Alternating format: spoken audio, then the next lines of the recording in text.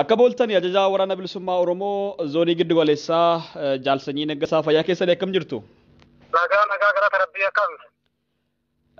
Jirra egaa har'allee kan isin barbaanne fi dhimmoota walumaa galatti haala nageenya naannoo Oromiyaatti akkasumas giddu galeessa Oromiyaatti wantoota deemaa jiran irratti gaafiif deebii tokko isin faana gochuu fi uummata dudubbisnee turre tibba darbe kana waan hedduu nama rifaasisuutu raawwatamaa jira. Mee sanillee naasofna. Duraan dursinee mee akka seensaatti waraanni bilisummaa Oromoo zoonii giddu galeessaa sochii akkamii godhaa jira? Haala maalirra jirtu? Ayyee bareeda. Egaa waraanni bilisummaa Oromoo zoonii giddu galeessaa akkuma waraana bilisummaa Oromoo zoonii biroo egaa kan inni qawwee hidhatee qabsoo inni gaggeessaa jiru zoonii biroo irraa waan adda isa godhu hin qabu. Haa ta'uuti garuu amina isaa cimsee gara fuulduraatti of jabeessuudhaan egaa nyaama fuuldura dhaabbachuudhaan waraana zoonii giddu galeessaa kan yeroo kamii caalaa of ijaaraa ta'ee jira. Hidhatee ta'ee wal hidhachiisaa ta'ee jira. Dirree saaqqatee humna leenjisee kan yeroo kamii caalaa humna isaa jabeeffatee diina fuuldura dhaabbachuudhaaf qophii gubbaa jira. Qophiin irra jiru immoo uummanni keenya ragaadhaa jechuudha. Gabaabumatti egaa waraanni bilisummaa Oromoo kan yeroo kamii caalaa boqonnaa malee jechuudha. Dhiiga isaa dhangalaasee lafee isaa caccabsee bilisummaa uummata kanaa xumuratti gochuudhaaf sochii yeroo kamii caalaa sochii addaa gochaa jira jechuudha. Tolee galatooma jaalsanyii egaa walumaa galatti waraanni bilisummaa Oromoo zoonii giddu galeessaa keessa jiru yeroo baay'ee mootummaa wajjiniin wal waraansa keessa akka jirudha uummanni kan dubbatanii.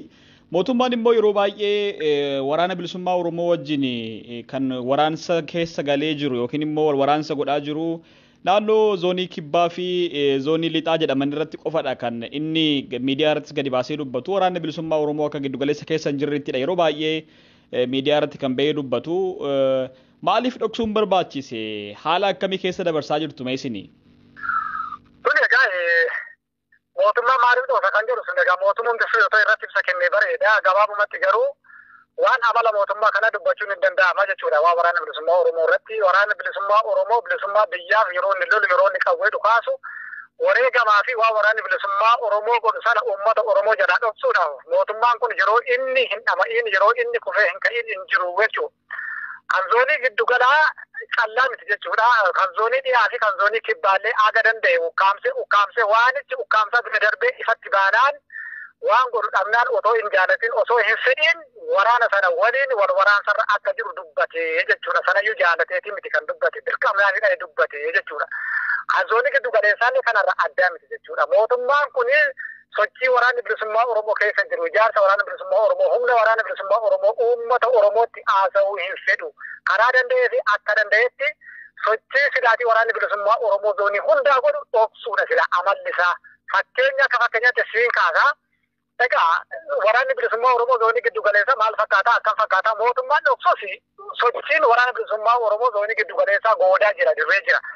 Sochii gaafa goonu dirree keessatti goona jechuudha. Manatti miti kan goonu kataa miti ifadhaa waan biyyis argu waan uummannis waan mootummichis mataansaa argu waan uummanni Oromoo biyya keessa biyya alaas argutu taasifamaa jira jechuudha. Fakkeenya tokkoon sii kaasa akkuma fakkeenyaatti lola kaleessa ona gindi barate ganda bashee bakka darge jedhamutti geggeesseen har'aan kana jechuudha reessaaf madoo sadarkaa itti gonkumaa. Lafa sanaa miti kaachisiitti iyyuu helikoophteraan dhufanii waa fudhatanii kan hin beekne lafa baadiyyaa namni qaqqabu hin dandeenye helikoophteraan dhufanii reeffaaf madoo guurratanii akka isaan ba'an yoo barbaade uummata naannoo bilbiltee gaafachuu ni dandeessaa jechuudha. Egaa kuni duratti helikoophteraan heddee sana dhufanii bashannana miti kan isaan dhufan reeffa madoodha kan isaan guurrachaa dhufan. Isa kana otoo mootummaa gaafatte mootummichi lakki sobaa jedha. Waan garuu sobamuu dhugaadha kan jedhu sana ifa waan uummanni argu jechuudha. Gabaabumatti amalli mootummaa kanaa umurii isaa guutuu kijibaan sobaan uummata kana gowwoomsee uummata kana afaan faajjisee jiraachuun amala isaa waan ta'eef rakkoo fi dhiba uummata kana keessa jiru lola uummata kana keessa jiru gadi baasee dubbachuus hin barbaadu. Addunyaas akka hin dhageenyetti waan hunda biyya kana keessa nagaan akka jiru wayii fakkeessee piroopagaandaa siyaasaa rukuchuurraan kan hafe waraanni bilisummaa Oromoo zoonii giddu galeessaa lolarra jira. Isaan illee yeroo darbe waggoota lamaan darban sadan darban waraanni bilisummaa Oromoo zoonii dhiyaa balleessuu fi zoonii kibbaa balleessuu kan jedhuun duula gurguddaa waraana zoonii kana lamaan irratti duulaa turanii. Haa ta'uuti garuu zoonii kana lamaan duulaan afaan qawween cafallaqanii waraana balleessuu waan hin dandeenyeef Akka fakkeenyaatti egaa lolli giddu gara hin jiru akka ta'eeti lola kaleessa gindi barati ganda bashee lafa dargee jedhamutti lolameeni yeroo jalqabaaf mootummaan kun helikoophteraan reeffaaf madoo dhufee kan guurrate guyyaa har'aa yoo barbaade uummata dubbiftee uummatarraa adda baafachuu ni dandeessa. Garuu mootummaan kunis kanneen kana hunda isaa dhoksee ukkaamsee uummata bira darbuu barbaada jechuudha. Sadarkaan itti uummata ukkaamsanii sobanii gowwoomsanii bira darban sun asee waan ta'u waan godhamu guyyaa fuulatti waan ta'aa jiru dhukaamni lolli ta'u hundumtiyyuu uummata keessatti waan uummanni argu waan uummanni dhaga'u waan ta'eef waan sobamu hin jiru jechuudha waan ifa jiru. Egaa mootummaan kun waggoota lamaan sadan darban keessattiyyuu waraana bilisummaa Oromoo zoonii dhiyaa fi zoonii kibbaa balleessina maqaa jedhuun duulota gurguddaa loltoota biyya sadarkaa itti biyya ambaa fi meeshaalee garaagaraa biyya ambaarra kadhachuudhaan duula gurguddaa ture waraana bilisummaa Oromoo zoonii dhiyaa fi zoonii kibbaatti duulamaa ture. Waraana cafallaqnee waraana bilisummaa Oromoo zoonii kana lamaanii dhabamsiisuun ni danda'ama. Maqaa jedhuun akka duulaa turanii duula sanatti milkaa'uu dadhabanii amma boga deebi'anii osoo nuti waraana bilisummaa Oromoo zoonii dhiyaa fi kan giddu kibbaarratti duulaa jiru waraana bilisummaa Oromoo zoonii giddu gala humna godhate sadarkaa yaaddessaa gubbaa ga'uusaa ofii isaaniiti yeroodha gara yerootti caasaa isaanii keessa hunda quba qabna jechuudha. Hin dhageenya dubbachuudhaan duulonni gurguddaan kan yeroo kamii caalaa zoonii giddu galaatti duulamee hin beekne nurratti duulamaa jira lolaa jirra. Keessattiyyuu torbee kana guutuu boqonnaa malee jechuudha waraanni bilisummaa Oromoo waraana mootummaa biyya kana callaa otoo hin ta'in mootummaa Eertiraa dabalatee humna addaa naannoo Amaaraa dabalatee waraana raayyaa ittisa biyyaa dabalatee humna addaa aaga xiqqaa tokko kan naannoo Oromiyaa dabalatee humnoonni kun hundi waliin qindaa'anii waraana bilisummaa Oromoo zoonii giddu gala dhabamsiifna maqaa jedhuun kumootamaan kan lakkaa'aman waraana bilisummaa Oromootti duulanii itti dha'ee jirani. Waraanni bilisummaa Oromoo zoonii giddu galaa garuu kanneen kana hunda ga'umsaan ofirraa qolachaa ta'ee jira. Waan ifa jiru waan dhugaan lafa jiru kana fakkaata malee akka mootummichi waraanni bilisummaa Oromoo zoonii giddu galaa hin jiru jedhee propaganda uummatatti haasa'u miti jechuudha. Yoo waraanni bilisummaa Oromoo zoonii giddu galaa hin jiru taate waraanni mootummaa waraana Eertiraa dabalatee humna addaa naannoo Amaaraa dabalatee giddu galeessatti duulee kan uummata nagaaf tasgabbii dhoowwee xiqqaa guddaa mana hidhaatti guuraa kaan ajjeesaa dubartiin gudeedamaa ijoolleen durbaa osoo hin hafiin akka sadarkaa namni billaadhaan qalamuutti uummanni rakkoof gidiraa keessa jira. Yoo waraanni bilisummaa Oromoo hin jiru ta'e maal barbaacha uummata kana hunda gidirsaa jira bee. Kanaaf kanneen kana hundaaf kan deebi'ee kennu sila isa ture. Ammoo dhugaan jiru akka waraana bilisummaa Oromootti kan nuti dubbannu dhugaan jiru kan mootummaan jedhu miti lola gurguddaatu zoonii giddu galeessaa kana fi mootummaa shiftaa Abiyyi Ahimad kana gidduu jira jechuun barbaada. Tolee galatooma jaalsanyii mee kanatti aansee wanti nani kaasu gaafii koo isa booda irratti qabadhee ture waraanni biyya alaa seenee akka uummata gidirsaa jiruu fi isin wajjinis fuulatti akka walolaa jirtanidha kan naaf dheertanii.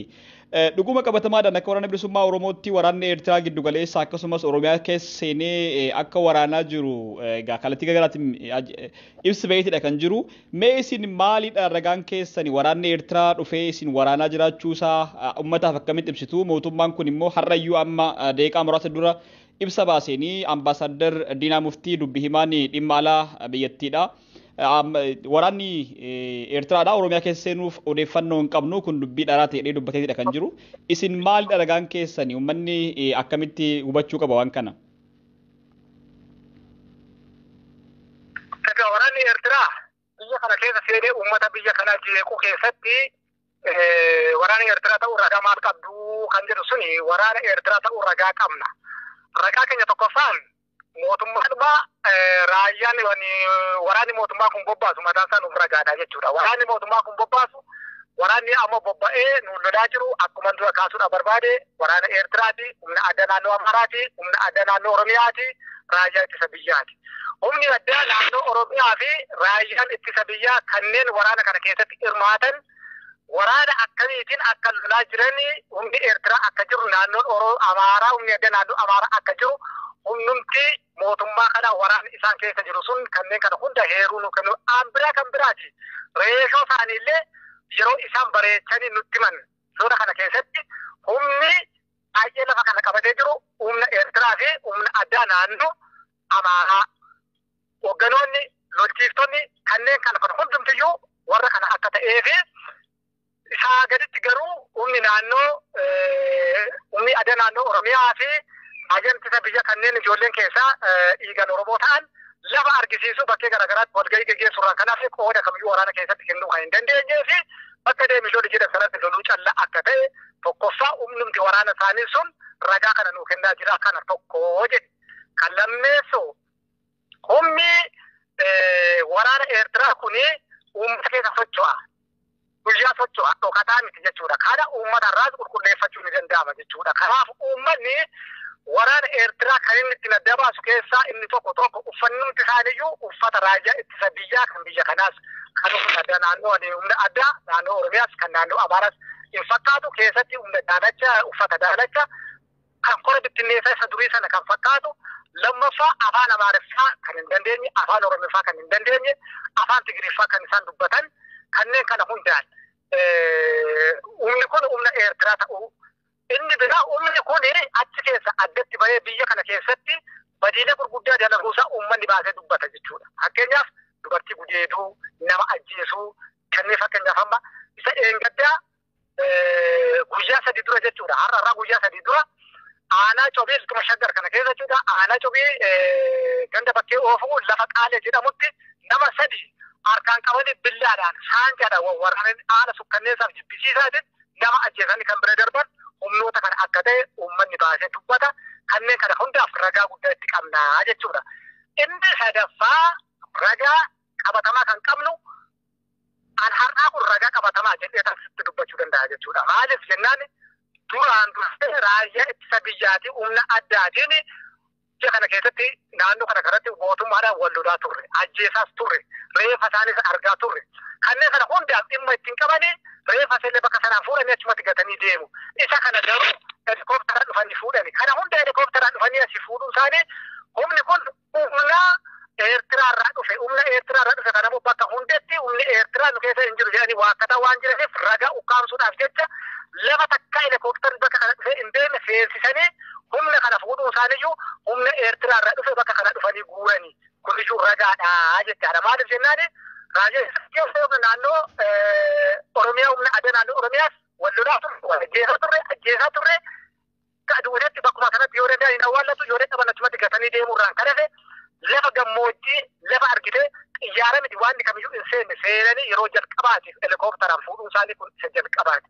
Kanarraa immoo nuti kan nuti arginu humni amma asitti dhumee isaan helikoophteraan fuudhan sun humna Eertiraa akka ta'e yoo ta'u humna biyya kanaa ta'ee dhimmarraan qabanii ishii sana ragaa dhoksuudhaaf jecha Eertiraa ka'uusaa akka agartee uummanni biyya kanaas addunyaanis fuudhatti deeffatee har'a waan baay'ee isaanii jechaa jira waan ta'eef ishii kana dhoksuudhaan helikoophteraan akka isaan fuudhan.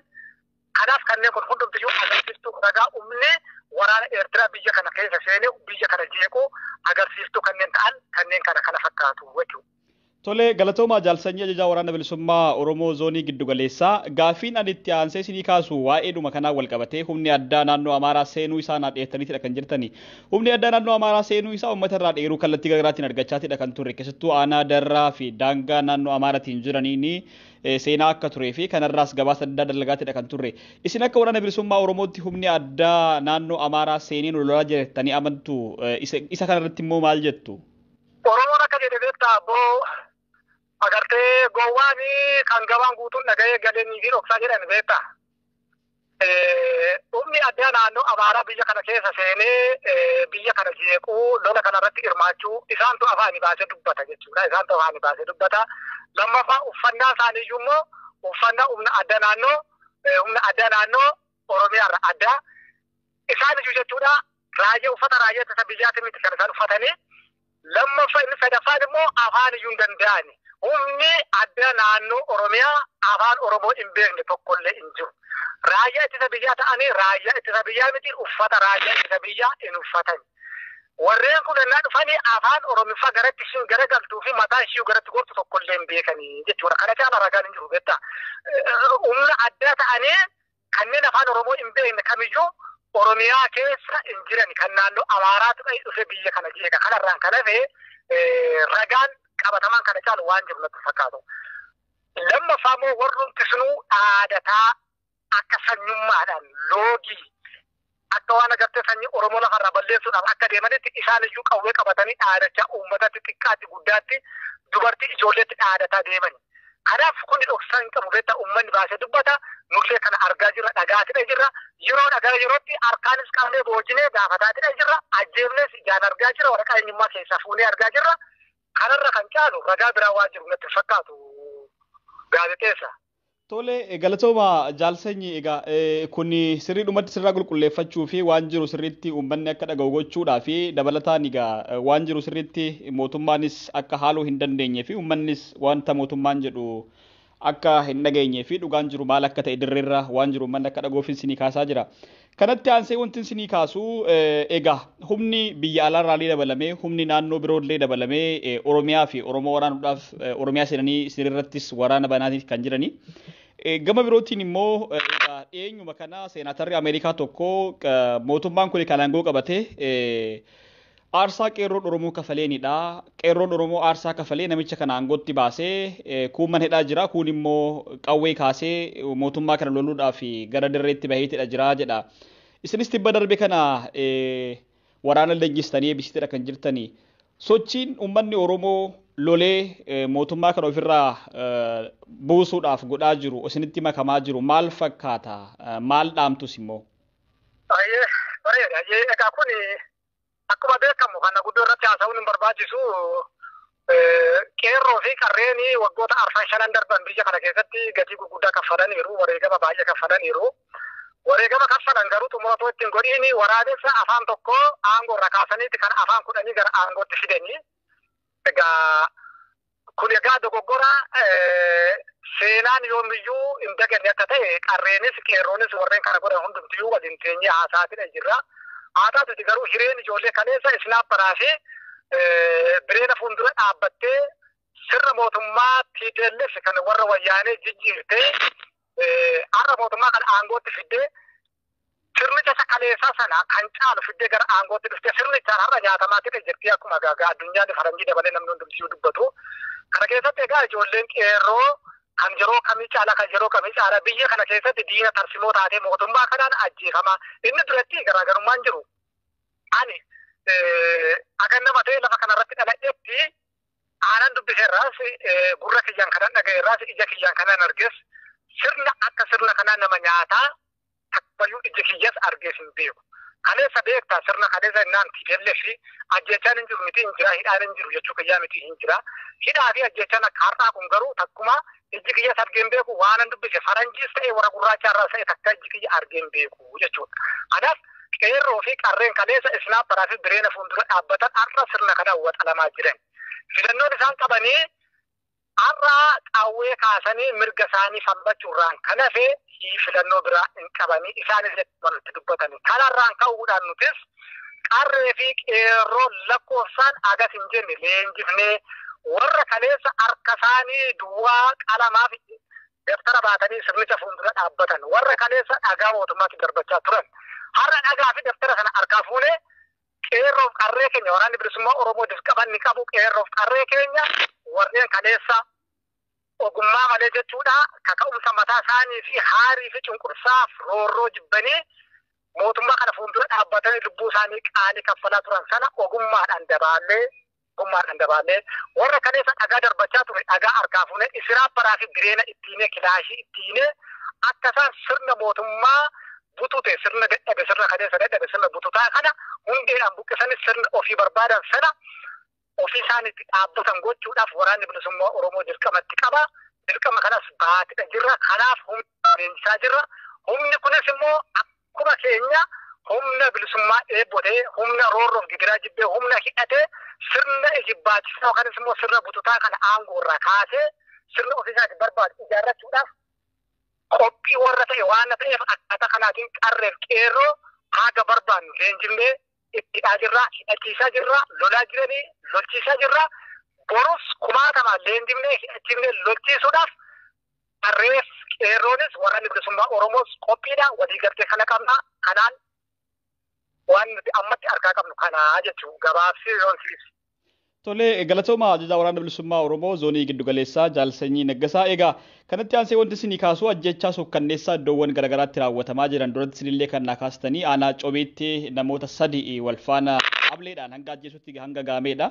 San biras darbee egaa iddoo garaagaraatti dheengadduba aanaa Giinciitti magaaluma Giincii keessatti jechuudha shamarree tokko rasaasa itti roobsanii geessaniitidha kan jiranii iddoowwan garaagaraatti odeeffannoo uummata irraa funaananneen ajjeechaawwan suukkanneessatu raawwatama. Mootummaan immoo ajjeechaa kanaa fi warri ajjeefaman kuni warra miseensa waraana bilisummaa Oromoo ta'an yookiin immoo warra miseensa waraana bilisummaa Oromoo ta'aniif odeeffannoo kennan yookiin immoo galaa dhiyeessan jedheetidha kan hamatu. Waraanni bilisummaa Oromoo ajjeechaa suukkanneessaa mootummaan uummata irratti gaggeessaa jiru kana akkamitti ilaala? Maal jettu?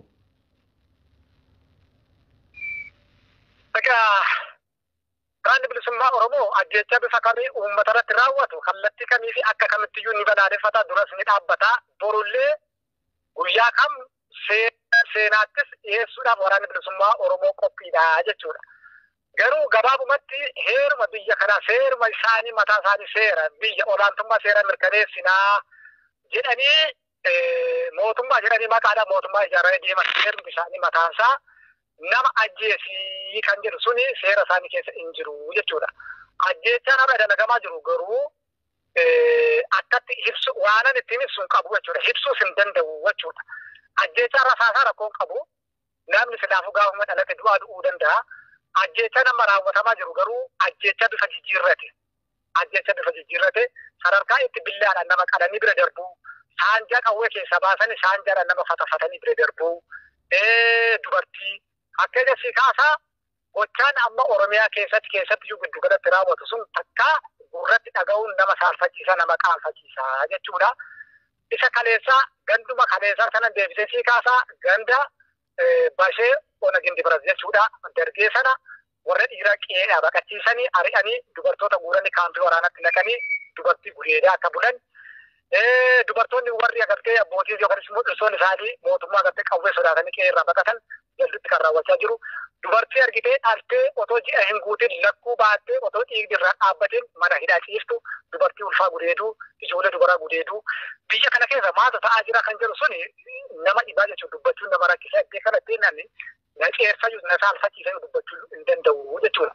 Kanaaf egaa waan ajjeechaa hin dubbanne yoo jenne eeguma torbaa kana keessa aanaa hambootti waan dalagame aanaa ibsataatti waan dalagame cobiitti waan dalagame aanaa gindi biratti kalee callaa jechuudha. Uummata qotee bulaa maasa isaa qotatu iddoo tokkotti uummata sana bilbiltee gaafachuu ni dandeessa irraa adda baafachuu ni dandeessa ragaa qabatamaa yoo barbaadde uummata torba bakka tokkotti fixanii awwaala dhoowwanii amma irra taa'u jechuudha. Baddee helikooftara qubatee siin jedhu kana jechuudha. Kanammoo nama akkamitti eenyutu abbootii qabeenyaa barsiisota mana barumsaa barsiisan kanammoo yoo akka tasaa ta'eeti sila qulqulleeffachuu barbaade uummata naannoo sanaa telefoona isaanii sii kennee qulqulleeffachuu ni dandeessa jechuudha.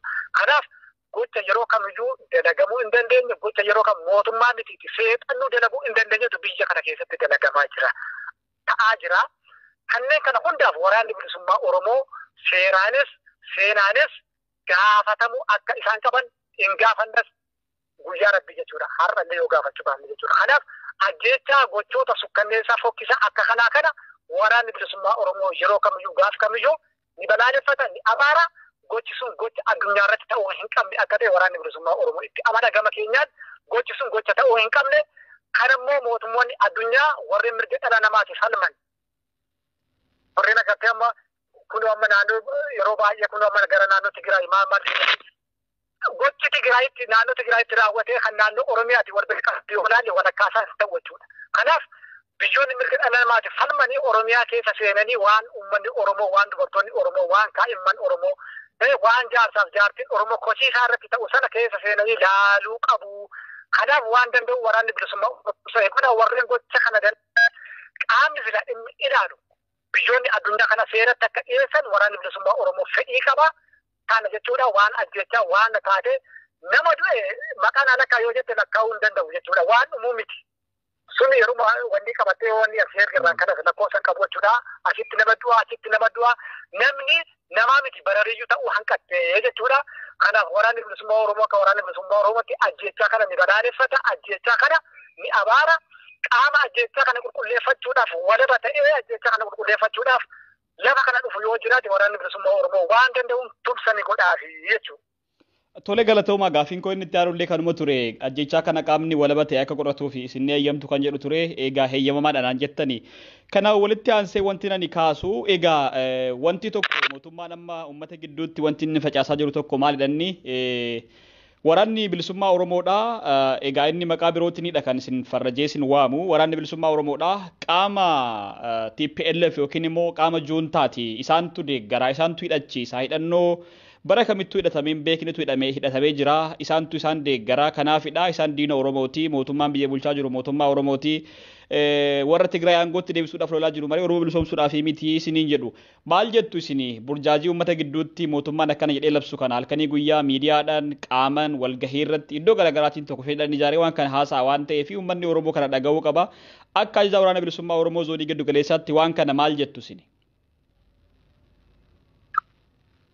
Gaazexeessa beektaa gaafatte egaa uummanni haadha ga'u yoo jette bareeda. Ani ana callaa miti waraana bilisummaa Oromoo akka waraana bilisummaa Oromootti qabsoo uummata Oromoo rarraga barbaadamu yookaan immoo xumura itti gochuudhaaf namaa miti yoo barbaade seexana waliin hariiroo uummachuudhaaf sodaa tokkollee hin qabnu. Mootummaa kana waan sodaan tokkollee hin qabnu jechuudha. Gabaabaatti garuu TPLF akka waraana bilisummaa Oromoo hin gargaarre mootummaa kana caala bareechee namni beekus hin jiru. TPLF akka waraana keenya hin gargaarre uummanni Oromoos bareechee beekaa. Mootummaan biyya kanaa waanuma dubbatu dhabeeti afaan sidaafuu namni dubbii bareedaan fa'alanfataa akka jedhan sanarraan kan hafe waan kana uummanni Oromoos waan fudhatu miti.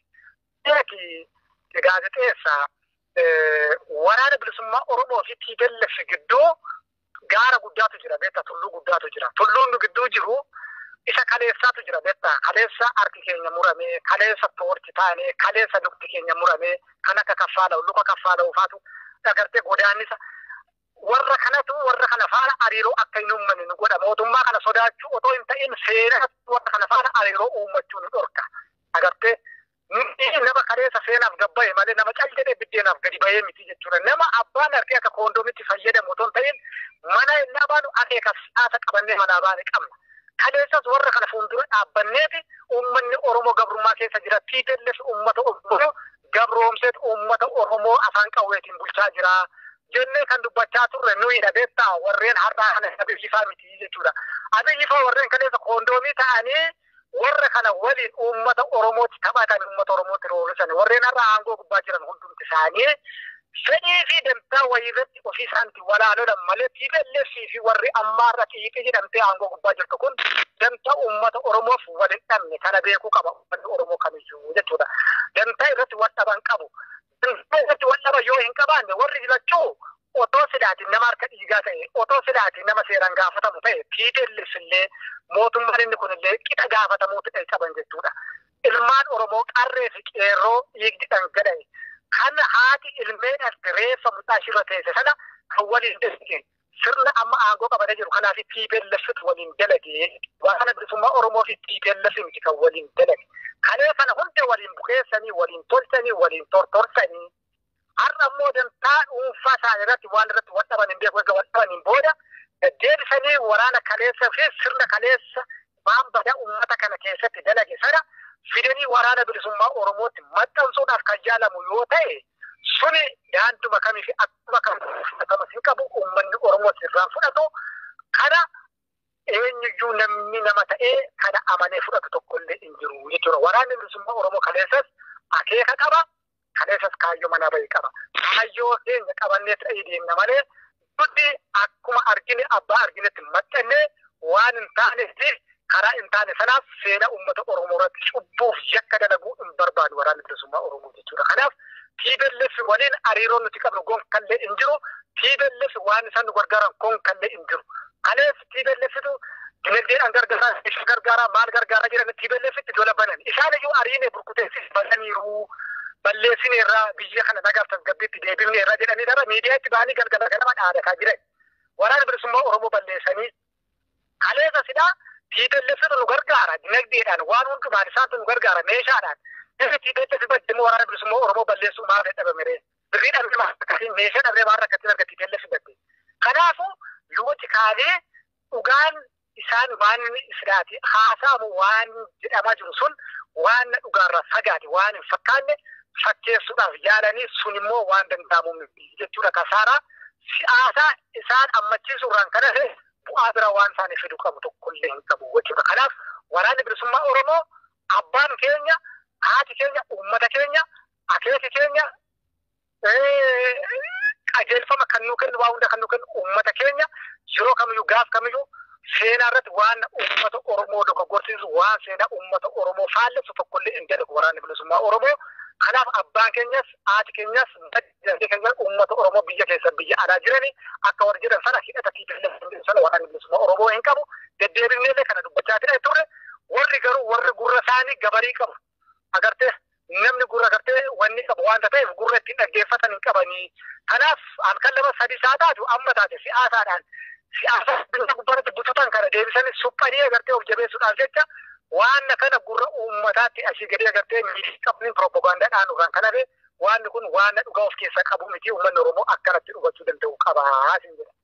Tole galatooma Jaalsanyii Naggasaa ajajaa waraana bilisummaa Oromoo zoonii giddu galeessaa egaa gaafiin kan koo itti aanu kanuma wal qabatee egaa roorroon deemaa jiru argaatidha kan jirru ajjeechaa deemaa jiru argaatidha kan jirru walumaa galatti siyaasni karaa nagaa cufameetidha kan jiru siyaasa karaa nagaa kana keessa paartileen karaa nagaatiin ni qabsoofna jedhanii turan dhiibbamanii akkatti bahan uummanni Oromoos addunyaanis argeetidha kan jiru egaa uummanni Oromoo gabrummaa amma keessa jiru kana jalaa bahuudhaa fi wanta amma keessa jiru kana jalaa damdamachuudhaa fi maal godhuu qaba akka ajajaa waraana bilisummaa Oromoo tokkootti ajaja kuni uummata Oromoo kanaaf maal dabarsaa dhaamsa maal dabarsitu maal gorsitu uummata kana.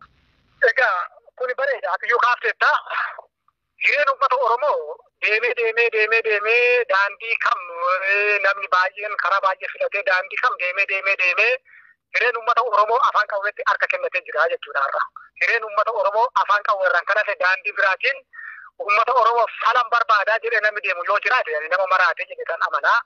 Warra kanaaf akkuma ati jette sana warra karaa nagaa jedhanis beekaafi biyya kana keessatti mootummaa biyya kanaa namni karaa nagaatiin amma Profeesar Mararaa Guddinaa suphee waliin harkifatee waliin waan isa ta'e hin jiru jechuudha. Warri kuniyyuu haala mootummaa kanaa fi waan amma jiru kana gaafa hubatan argan harka keessa baafatanii taa'an. Hireen uummata Oromoo eessatti harka kennatte waraana bilisummaa Oromoo afaan qawweetti harka kennatte. Afaan qawwee immoo qawween immoo harka jira waraana bilisummaa Oromoo harka jira. Uummanni Oromoo tokkoof tokko yoo lole ni bilisooma. Yoo loluu baate ammallee guyyaadha gara guyyaatti taa'ee reeffa lakkaa taa'ee gadadoo lakkaa.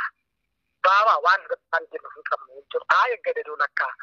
Sabni lolee bilisummaatti ce'aa sabni illolle moo gabrummaa keessummeessan umurii isaa guutuu gabrummaan akka hiree waaqarraa kenname sanaatti ilaallata jechuudha.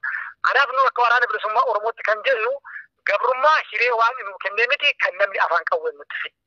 Kanaaf gabrummaa baraan teenyee gabrummaa keessatti gatii gabrummaa kaffaluurra wareegama barbaannu kaffallee gara bilisummaatti ce'uu qabna. Kanaaf uummanni Oromoo xiqqaa guddaan gadi bahee gabrummaa ofirraa loluu qaba. Kanarraan kana filannoon bira tokkollee hin jiru. Waan dubbadhus kan biraa hin jiru. Kanaaf uummanni Oromoo lolachuu qaba gadi bahee.